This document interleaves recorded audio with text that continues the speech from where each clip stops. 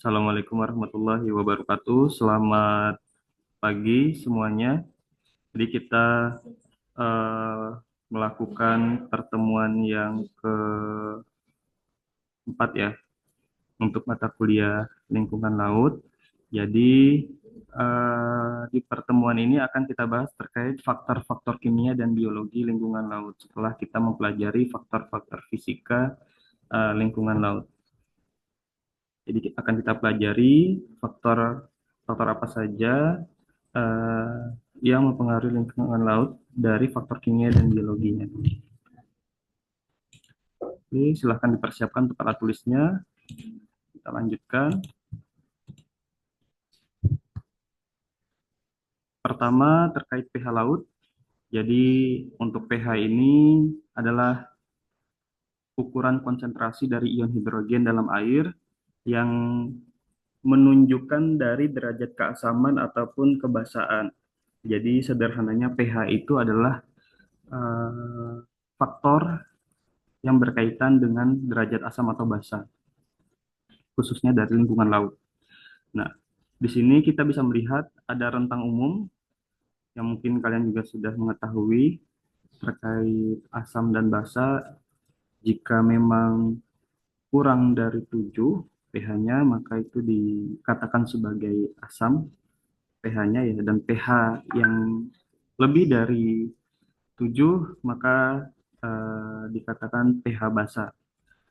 Tentu pH ini adalah salah satu faktor yang mempengaruhi lingkungan laut, baik itu kondisi ekosistem, terkhusus dari biota-biota yang ada di dalam ekosistemnya. Nah, untuk pH sendiri itu dipengaruhi oleh faktor-faktor lain. Ada suhu, salinitas, konsentrasi oksigen, dan juga keberadaan ion-ion tertentu. Ini adalah beberapa faktor yang mempengaruhi kondisi pH laut, gitu ya. Nah, tentu sekali lagi pH ini adalah salah satu faktor yang mempengaruhi biota dari ekosistem laut. Nah, bisa kita lihat tadi konsentrasi oksigen itu mempengaruhi pH. Tentu juga konsentrasi karbon dioksida sangat mempengaruhi dari kondisi pH perairan laut. Jika suatu kadar karbon dioksida di suatu ekosistem perairan laut itu turun, maka pH-nya akan naik. Jika pH naik, maka kondisi ekosistem perairan menjadi basa jika lebih dari 7. Nah, tentu ini berdampak pada biota perairan sekitar. Sebaliknya, jika karbon dioksidanya itu naik, maka pH-nya akan turun. Dan pH turun terus-menerus jika range-nya itu menjauhi 7, yang merupakan eh, kadar range pH netral, maka ini bisa mengakibatkan kondisi perairan menjadi lebih asam. Dampak bagi biota laut, kita bisa melihat dan kita ketahui bahwa biota laut itu umumnya berada di range pH 7 hingga 8,5 ya. Perubahan pH ini ya, sangat mempengaruhi dari proses biokimiawi biota laut, baik itu pertumbuhan, reproduksi, dan juga metabolisme organisme laut. Untuk pH netral hingga basa, ya itu umumnya mempengaruhi proses dekomposisi bahan organik menjadi mineral yang itu nanti bisa diserap oleh fitoplankton. Ya. Eh, Kemarin sudah kita bahas dan kita diskusikan terkait plankton ya, bahwa untuk sekali lagi untuk organisme laut itu terbagi menjadi tiga. Biota laut terbagi menjadi tiga, ada yang namanya plankton, ada yang namanya nekton, dan ada yang namanya bentos. Nah, kalau untuk plankton itu ada zooplankton dan fitoplankton. Untuk fitoplankton sendiri itu adalah plankton yang menyerupai hewan, tumbuhan, sesuai dengan namanya fito, tumbuhan, plankton, plankton, jadi plankton yang menyerupai tumbuhan begitu ya. Oleh karenanya, fitoplankton itu bisa berfotosintesis. Nah, begitu juga sebaliknya dengan zooplankton, itu tidak bisa berfotosintesis. Gitu ya. Nah, harus kita ketahui bahwa toleransi untuk kehidupan akuatik terhadap pH itu bergantung banyak faktor. Ya, banyak faktor, baik itu jenis-jenis anionnya ataupun kation, jenis dan juga daur hidup dari biota itu sendiri. Nah, eh, jika pH laut itu tidak optimal, ya tentu itu akan mempengaruhi yang tadi sudah disebutkan biokimiawi organisme, ya mempengaruhi dari proses pertumbuhan, reproduksi dan metabolisme dari organisme laut. Tentu di dalam satu perairan laut, pH lautnya itu tidak sama antar perairannya. Jadi bisa dikatakan perairan satu dan perairan lain itu ada kemungkinan memiliki pH yang berbeda. Nah, tentu ini dipengaruhi oleh karbon dioksida. Jadi fluktuasi atau naik turunnya dari pH itu dipengaruhi oleh karbon dioksida yang terlarut. Nah, oleh karenanya tadi sebelumnya saya sampaikan ada korelasi antara karbon dioksida dan pH. Ya,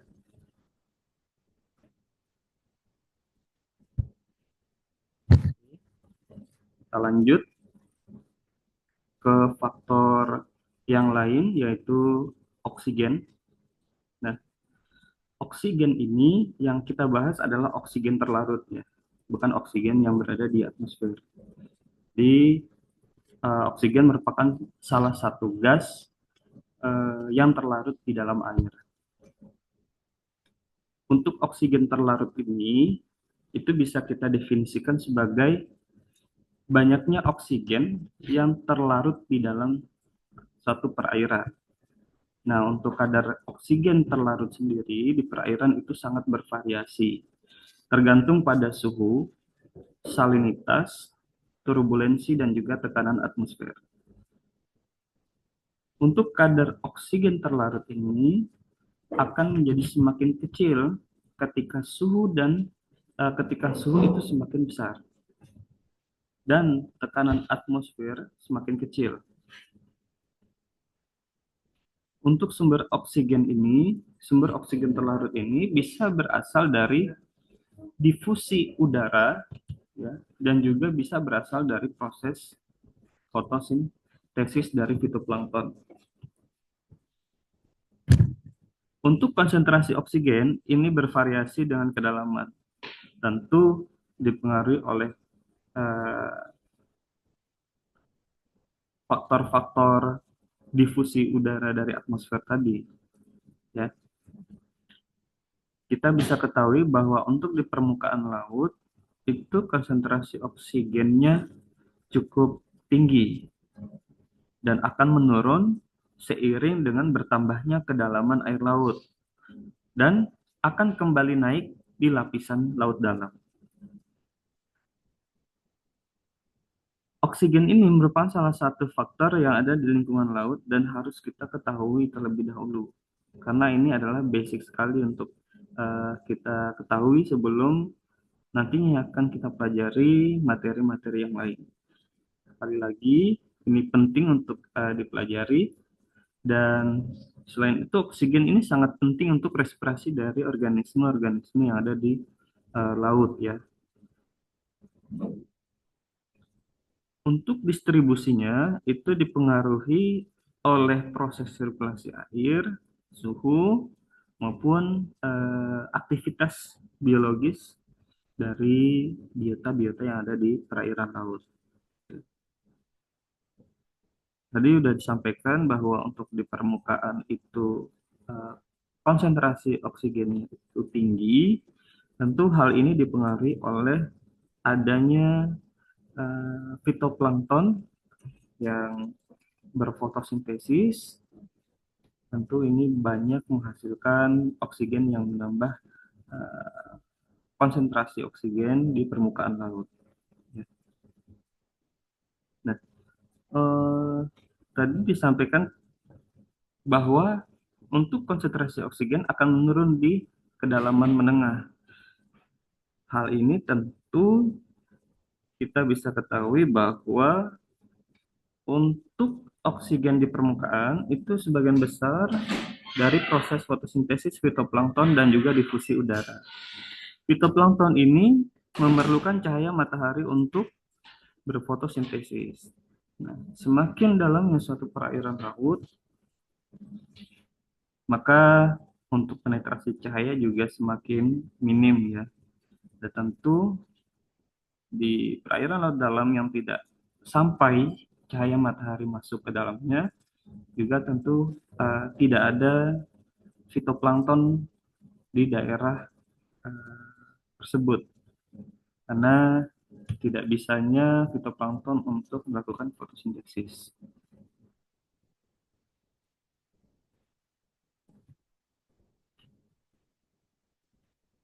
Untuk rata-rata 6 mg oksigen terlarut pada 1 liter air lautnya itu ya, dikatakan sebagai 6 per milion oksigen per liter air laut oleh berat.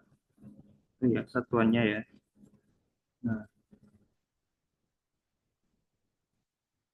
jadi yang perlu dipahami bahwa sekali lagi oksigen itu jika berada di permukaan laut melimpah karena adanya fotosintesis, baik itu oleh fitoplankton ataupun difusi ataupun tanaman laut lainnya.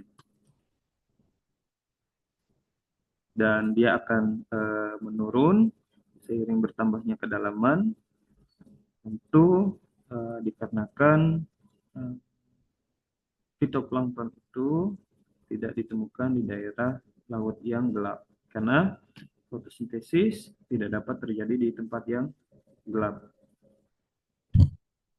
Kemudian selanjutnya akan kita bahas terkait karbon dioksida. Nah, untuk karbon dioksida ini berkembalikan dari oksigen. Di pertama yang harus kita ketahui bahwa karbon dioksida itu mudah larut di dalam air laut dan juga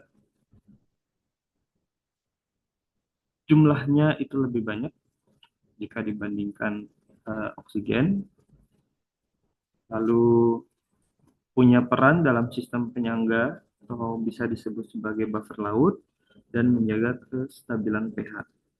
Nah, ada keterkaitan antara karbon dioksida dengan pH yang sudah dijelaskan tadi sebelumnya ya. Kemudian untuk karbon dioksida itu sumber utamanya berasal dari respirasi organisme, dekomposisi bahan organik, dan juga pertukaran dengan atmosfer. Nah, karbon dioksida ini digunakan oleh fitoplankton dalam proses fotosintesis, yang mana nantinya fitoplankton akan menghasilkan oksigen. Jadi, karbon dioksida adalah salah satu uh, faktor penting yang harus kita ketahui jika kita membahas terkait lingkungan laut. Nah, saling keterkaitan antara karbon dioksida, oksigen, dan juga pH yang sebelumnya sudah kita diskusikan. Terus selanjutnya, sini kita akan membahas tentang nutrien. Jadi ada nitrat, fosfat, silika, dan lain-lain. Apa itu nutrien? Nutrien adalah unsur atau senyawa yang digunakan untuk metabolisme atau fisiologi dari satu organisme. Nah, nutrien ini adalah komponen yang sangat diperlukan untuk memproduksi bahan organik. Jadi bisa dikatakan juga dia zat hara esensial untuk pertumbuhan dari fitoplankton. Bukan hanya fitoplankton tetapi organisme-organisme yang lain. Ada namanya nitrat, NO3 Ada fosfat, PO4, dan silikat SiO2. Ini paling penting di lingkungan laut. Jadi sebenarnya jika nutrien itu punya konsentrasi tinggi di perairan dalam, tentu itu dikarenakan faktor dari hasil dekomposisi bahan organik. Jika di perairan permukaan, itu akan lebih relatif cepat berkurang karena digunakan oleh fitoplankton di dalam proses biokimia ini. Nah, untuk nutrien, setiap perairan itu berbeda-beda. Jadi, tidak bisa digeneralkan atau kita menganggap bahwa nutrien itu berada di semua perairan dengan keadaan konsentrasi yang sama. Jadi, tentu itu dipengaruhi oleh faktor fisis yang sebelumnya sudah kita diskusikan. Contohnya adalah upwelling, di mana upwelling ini membawa nutrien ke permukaan sehingga juga mempengaruhi dari produktivitas primer yang ada. Oke, kita lanjut ke siklus nitrogen. Jadi kalau untuk siklus nitrogen, ini adalah siklus kompleks nitrogen ya dari lingkungan ke organisme dan juga kembali ke lingkungan. Ini bisa kita perhatikan dari siklus nitrogen yang sudah muncul. Jadi kalau kita lihat kalau siklus ini ya bisa kita perhatikan bahwa molekul protein dalam biota itu dipecah menjadi bentuk anorganik oleh dekomposer, terutama oleh bakteri denitrifikasi. Jadi siklus nitrogen ini berkaitan juga dengan bakteri denitrifikasi. Hasilnya itu bisa menjadi nitrat yang merupakan itu bisa kita bilang bentuk paling mudah dikonsumsi oleh tumbuhan hijau. Kemudian bakteri itu merombak nitrat menjadi gas amonia. Ya. Nah, nitrogen pun kembali ke atmosfer dalam bentuk gas amonia. Bakteri itu kemudian memperbaiki nitrogen dan bisa memanfaatkan nitrogen dari lingkungan yang kemudian melalui prosesnya itu bisa diikat oleh akar ya. Jika kita melihat untuk tanaman ataupun tumbuhan yang ada di terestrial di daratan itu umumnya diikat oleh akar tanaman yang kemudian itu digunakan kembali oleh tanaman dalam prosesnya. Kalau kita bicara jumlah nitrogen di udara, itu diprediksi sekitar 140 sampai 700 mg per meter persegi ya. Untuk konversi molekul nitrogen ke dalam komponen nitrogen itu disebut sebagai fiksasi nitrogen. Jadi bisa kita lihat di sini di dalam siklusnya itu ada redaksi kata fiksasi nitrogen, itu artinya konversi dari molekul nitrogen ke dalam komponen nitrogen. Ya, dan ini merupakan bagian dari siklus nitrogen. Proses fiksasi nitrogen itu bisa dipercepat oleh fosfat dan juga trace elemen yang terlarut di dalam air. Ya, jadi sekali lagi untuk proses fiksasi nitrogen ini bisa dipercepat oleh fosfat dan trace elemen yang terlarut di dalam air. Di antara alga, fiksasi nitrogen paling banyak dilakukan oleh alga hijau biru, ya. Nah, bisa kita lihat di sini untuk proses siklus nitrogen, bagaimana living plants matter, ya. Jadi dari tanaman atau tumbuhan juga memiliki nitrogen di dalam tumbuhan itu, kemudian dimakan oleh hewan. Tentu nitrogen yang ada di dalam tumbuhan itu jika dikonsumsi oleh hewan, dia juga akan berpindah ke hewan yang mengkonsumsinya. Nah, hewan yang mengkonsumsi tumbuhan yang tentu mengandung nitrogen itu pasti tentu akan mengalami kematian ketika mati akan terdekomposisi menjadi yang namanya limbah padat organik. Tentu nitrogen yang sudah ada di dalam tubuh hewan itu yang kita sebut sebagai nitrogen organik mengalami proses dekomposisi berubah menjadi amonia dan juga NH3. Nah, proses ini nantinya akan mengalami oksidasi dengan menggunakan bakteri dan akan berubah menjadi NO2 dan juga nitrat, ya. Nah, NO2 dan nitrat mengalami proses oksidasi kembali dengan bakteri itu menjadi nitrat kembali dan NO3, yang mana ini dipergunakan oleh tumbuhan atau tanaman untuk bertumbuh dan berkembang seperti itu, ya. Ini adalah nutrien yang diperlukan tanaman untuk bisa tumbuh seperti itu. Nah, kemudian ada proses jalur siklus yang lain, bagaimana NO2 ataupun nitrat ini mengalami reduksi oleh bakteri, kemudian terlepas di atmosfer menjadi N2, dan itu juga difiksasi oleh tumbuhan, ya, fiksasi nitrogen melalui eh, bagian-bagian dari tumbuhan yang kemudian itu dipergunakan oleh tumbuhan, dan begitu seterusnya menjadi satu siklus nitrogen. Kemudian selanjutnya ada namanya siklus fosfor. Kita lihat untuk siklus fosfor ini bisa kita perhatikan lebih sederhana jika dibandingkan siklus nitrogen. Ya, fosfor ini adalah elemen vital pada ATP ataupun adenosin trifosfat. Nah, adenosin trifosfat itu diperlukan untuk pertumbuhan dan juga proses reproduksi semua organisme laut. Ya. Nah, bisa kita lihat di sini kehidupan hewan, ya, dimulai dari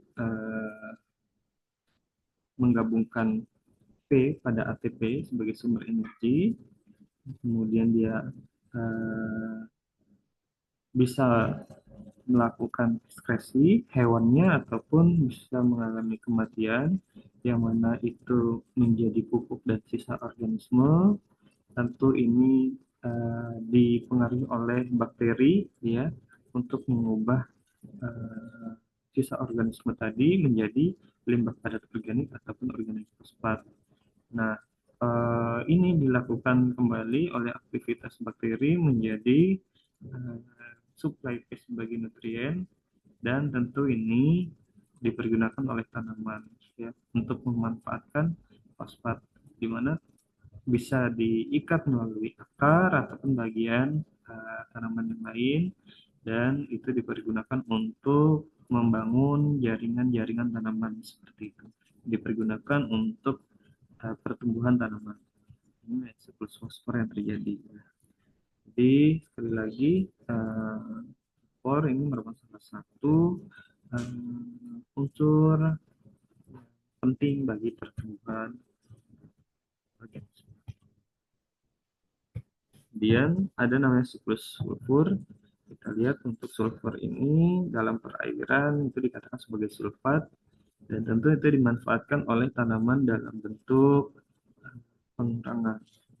Jadi sulfur itu dimanfaatkan oleh asam amino tertentu yang mana nanti dikonversi menjadi protein. Protein dikonsumsi oleh tanaman dan hewan dan kemudian nantinya dikeluarkan dalam bentuk ekskresi. Ya. Nah, kita bisa perhatikan di sini untuk proses sulfur itu seperti apa. Saat limbah organik dikomposisi oleh bakteri, terbentuklah yang namanya hidrogen sulfida. Nah, beberapa hidrogen sulfida itu akan mengalami proses oksidasi menjadi sulfat oleh bakteri sulfur, yang kemudian sisanya teroksidasi secara aerobik. Aerobik ini maksudnya teroksidasi dengan proses bantuan oksigen di lingkungan yang masih memiliki konsentrasi ataupun kadar oksigen yang cukup. Untuk sulfat di dalam air itu sekali lagi dimanfaatkan oleh tanaman, dan ini kita bisa melihat bahwa siklus sulfur ini sangat lengkap juga dan kompleks jika dibandingkan siklus fosfor. Kita lihat di sini uh, materi kehidupan tumbuhan, ya, struktur organik, kemudian uh, itu jika tumbuhannya mengalami kematian maka dia akan langsung berubah menjadi limbah padat organik yang juga masih terdapat kandungan sulfur organik, ya. Ini bisa terdekomposisi baik oleh bakteri seperti itu. Kemudian dia akan berubah menjadi hidrogen sulfida H2S, ya, hidrogen sulfida. Kemudian melalui proses uh, bakteri anaerobik itu menjadi SO2, sulfur dan SO3. Tentu ini adalah elemen-elemen proses siklus yang ada terjadi di dalam perairan seperti itu, ya. Nah, ini juga terjadi di lingkungan terestrial atau daratan seperti itu. Tentu sekali lagi sulfur itu adalah diperlukan oleh tumbuhan untuk pertumbuhan. Di sisi lain tumbuhan uh, juga nanti akan dikonsumsi oleh hewan, tentunya akan pindah kepada hewan yang mengkonsumsinya, dan hewan juga nanti akan mengalami kematian dan proses pembusukan, tentu akan melewati proses-proses ini dan kembali lagi, gitu ya. Itu namanya siklus sulfur. Dan tentu ini banyak dipengaruhi oleh bakteri anaerobik, bakteri di mana di kondisi yang tidak terdapat konsentrasi oksigen, yang dikatakan sebagai anaerobik atau tidak memerlukan oksigen di dalam proses reaksi pengubahan yang terjadi dari bakteri tersebut. Sekali lagi, sulfur ini adalah penting bagi pertumbuhan tumbuhan ataupun organisme, gitu ya. Ini selanjutnya kita bisa lihat ini siklus karbon, ya. Ini siklus karbon bukan siklus oksigen. Ini adalah siklus karbon. Itu kita bisa melihat siklus karbon seperti ini diawali dengan berpindahnya karbon dari atmosfer. Tentu ini dipengaruhi oleh proses fotosintesis, ya. Jadi dalam proses fotosintesis kan karbon dioksida itu diserap, ya, dan proses fotosintesis melepaskan oksigen. Karbon diambil dari atmosfer, ya, saat mereduksi bahan organik untuk digunakan oleh hewan. Nah, kita bisa melihat bahwa eh, bakteri dan juga jamur itu mendekomposisi sebagian besar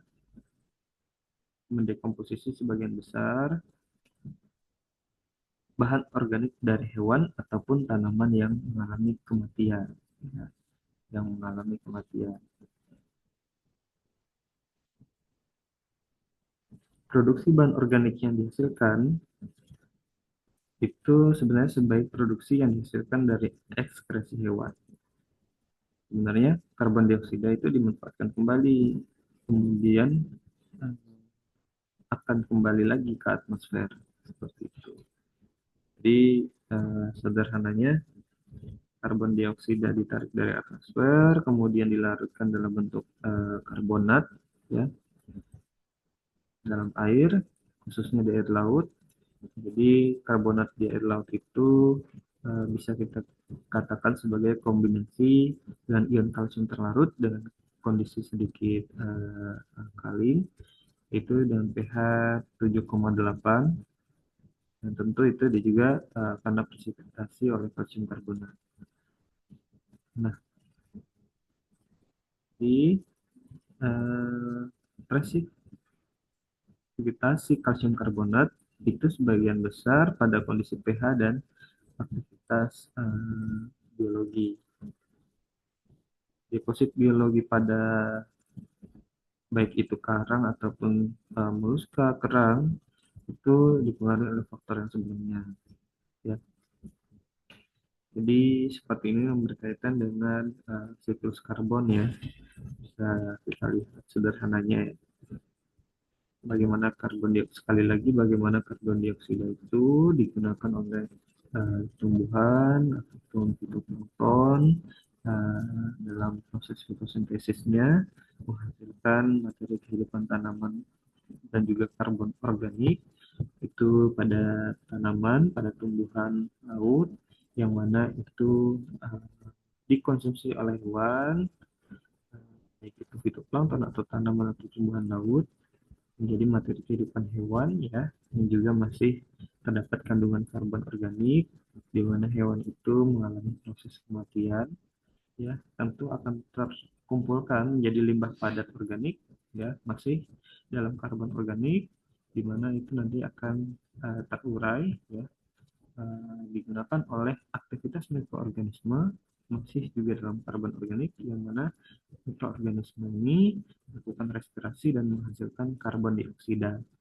Tentu ini adalah satu siklus yang tetap berulang gitu ya. Dikatakan siklus karena dia eh, dari awal akan mengalami suatu tahapan dan akan kembali ke proses awalnya. Nah, terakhir bisa dilihat ini adalah salah satu gambar bagaimana banyak proses siklus yang terjadi di dalam suatu ekosistem perairan laut. Bisa kita lihat di sini ada yang berwarna kuning itu adalah bagaimana proses aliran nutrien dan juga aliran karbon yang terjadi. Kemudian yang berwarna putih, panah yang berwarna putih ini menandakan sebagai microbial loop ya. Dan juga yang berwarna orange ini bagaimana aktivitas percampuran fisis ya yang terjadi di permukaan air laut. Jadi ternyata dalam satu ekosistem perairan itu banyak proses kimiawi dan juga biologi yang terjadi, baik itu secara uh, biologis, kimiawi ataupun dengan bantuan fisis ya, baik itu bantuan dari arus ataupun pasang surut dan gelombang dan yang lainnya. Bisa kita lihat di sini ada uh, bagaimana patogen, polutan, nutrien itu bisa masuk dari daratan. Kemudian kita bisa melihat di sini bagaimana untuk eh, kadar karbon dioksida ya, yang mengalami proses difusi, kemudian itu dipergunakan oleh fitoplankton ya untuk berfotosintesis. Kemudian kita bisa melihat di sini ada adanya juga migrasi zooplankton ya. Kita bisa melihat ternyata semakin dalamnya suatu laut di dasar lautan itu adalah proses dari uh, aktivitas dekomposisi yang terjadi. Ya, kita bisa melihat di sini bagaimana penimbunan penimbunan dari proses aktivitas-aktivitas fisik ya. Jadi kita lihat bagaimana proses dekomposisi yang terjadi di laut dalam oleh archaea maupun oleh bakteria yang terjadi, di mana ini juga memerlukan dan juga menghasilkan CO2. Oleh karenanya, kadar CO2 di perairan laut dalam itu tinggi jika dibandingkan di permukaan lautnya. Tentu ini juga dipengaruhi oleh ketiadaannya fitoplankton